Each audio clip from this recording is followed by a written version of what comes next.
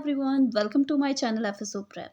ये हमारा chemical bonding का लेक्चर नंबर 4 है and we are preparing for FSO 2023। तो स्टूडेंट्स, आज हम पढ़ने वाले हैं बहुत important topic, it's Fajans rule.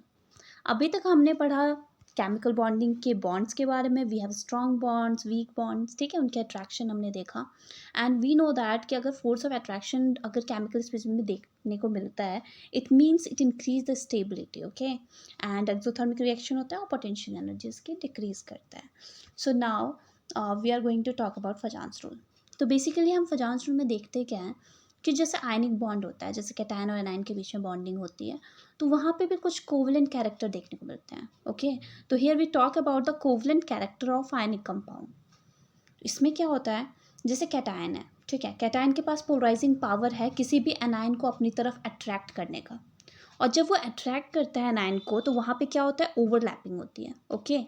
और जहाँ पे भी ओवरलैपिंग हो या फिर शेयरिंग हो इलेक्ट्रॉन का, it means there is a presence of covalent character, ठीक है। तो इस टर्मिनोलॉजी को हम क्या बोलते हैं, पोलराइजेशन। पोलराइजेशन मतलब क्या, वो कैटायन ने अट्रैक्ट किया ना इनको, ओके।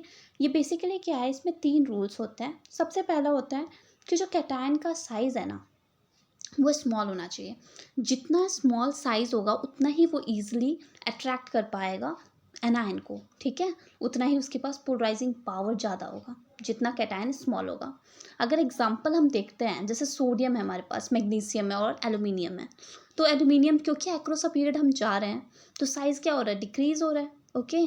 तो एल्यूमिनियम जो है उसका साइज़ सबसे ज़्यादा छोटा है, इट सो दैट ये क्या करेगा, ये पोलराइज करेगा एनायन को ईजिली, ओके। तो ये क्लियर है। Now the second thing is कि हमें पता है जो कोवलेंट कैरेक्टर होता है या कोवलेंट बॉन्ड होता है उसका मेल्टिंग पॉइंट कम होता है, ओके। आयनिक बॉन्ड में मेल्टिंग पॉइंट ज़्यादा देखने को मिलता है, इतना तो पता ही है, 9th में पढ़ा है हमने। तो मेल्टिंग पॉइंट जो होता है वो इन्वर्सली प्रोपोर्शनल है कोवलेंट कैरेक्टर से, ओके। और हमें पता है कि जितना ज़्यादा कोवलेंट कैरेक्टर है उतनी ज़्यादा उसकी पोलराइजेशन है।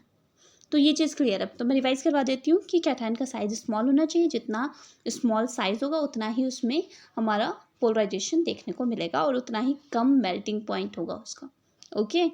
नाउ सेकेंड थिंग,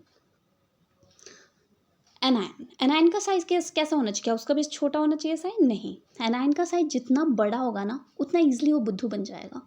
मतलब कि उतना वो जो न्यूक्लियस है ना वो इलेक्ट्रॉन को होल्ड ही नहीं कर पाएगा, तो उसके इलेक्ट्रॉन बाहर निकलने लग जाएंगे, ओके। तो उसका साइज़ बड़ा होना चाहिए। जितना ज़्यादा एनायन का साइज़ बड़ा होगा उतना ही उसका कोवलेंट बॉन्ड जो है वो इंक्रीज़ होगा, उतनी शेयरिंग होगी और मेल्टिंग पॉइंट डिक्रीज़ होगा। तो इसके साथ क्या होता है, जैसे फ्लोरीन, क्लोरीन, ब्रोमीन, आयोडीन, ठीक है। तो जब हम डाउन द ग्रुप देखते हैं तो जो हमारे साइज इंक्रीज़ हो रहा है, तो इसमें आयोडीन जो है ना उसकी कोवलेंट पावर सबसे ज़्यादा होगी और मेल्टिंग पॉइंट सबसे कम होगी। तो ये सेकेंड थिंग। नाउ थर्ड, जो चार्ज अगर हम देखें तो चार्ज दोनों का ही ज़्यादा होना चाहिए। चार्ज में ऐसा कुछ नहीं है, हमारा चार्ज जो है वो एनायन का भी ज़्यादा होना चाहिए और कैटायन का भी ज़्यादा होना चाहिए।